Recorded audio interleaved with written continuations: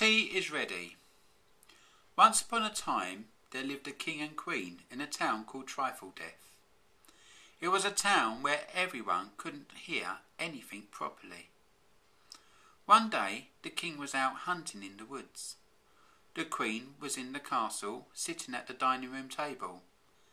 In front of her was a big spread of food.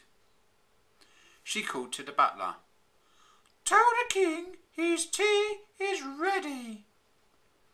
But the butler hadn't heard the queen properly. He went to the door and called along the corridor to the servant. "Tell the king the trees are ready," he said. But the servant hadn't heard properly either. She called down the stairs to the second servant. "Tell the king the flea is Freddy," she said. But the servant at the bottom of the stairs also hadn't heard properly. He called along the passage to the gatekeeper. "Tell the king his knees are steady." The gatekeeper hadn't heard properly either. He called to the gardener. "Tell the king the key's in the teddy." The gardener called to the woodcutter. "Tell the king the sea is smelly."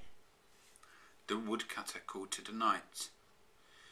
"Tell the king there's bees in his belly." The knight rode off into the woods to find the king. But the knight also hadn't heard the message he was given properly. "King, king," he called, "I have an important message for you.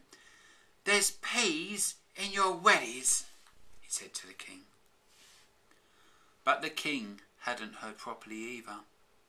He thought the knight had said, "His tea is ready." The king quickly rode off back to the castle.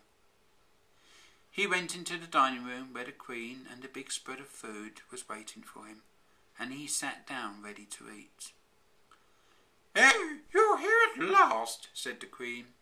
"I see you got my message that your tea's ready." "Ugh, yuck," said the king. "I'm not eating that then." "What?" said the queen. "Why not?" "You said there's wee in the jelly." The king got up from the table, left the castle and went off hunting again.